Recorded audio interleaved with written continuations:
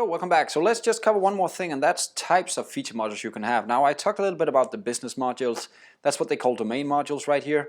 That's kind of again the modules that is very specific for your exact business. And then there's like routing module, which everybody uses to make an Angular app, and there's routed feature modules, which is used for lazy loading, for instance. There is service modules and widget feature modules.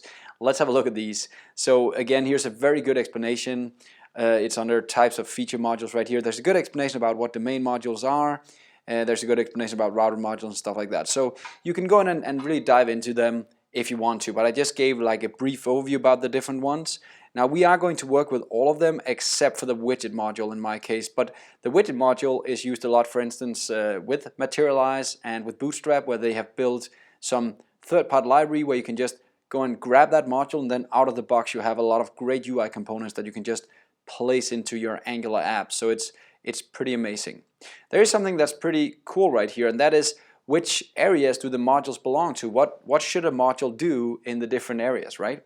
Like you have a domain module that should have declarations, meaning that should have a lot of different components. That makes sense. Now rarely it would have providers. Now we'll try and dive into why that is the case, but there is actually a good explanation up here. Domain feature modules rarely have providers. When they do, the lifetime of the provider service should be the same as the lifetime of the module. Pretty much meaning that if you do have a provider inside the module, then you actually should destroy the provider when you also destroy the module at some point in your application lifetime. Because instead what you do is you put the providers inside a service module instead. Pretty much meaning that that guy will take care of talking to a backend or whatever. Then you can switch the entire module if you want to later on. That's why it's so powerful. Something about the exports and the import, where you can import them. You can go and read the text up there and you'll get more details. The routed module, they have declarations, they don't have providers, they don't have any exports. This guy, the export for the top component, pretty much means that you will always have like an entry point to your domain module. Like let's say it's customers.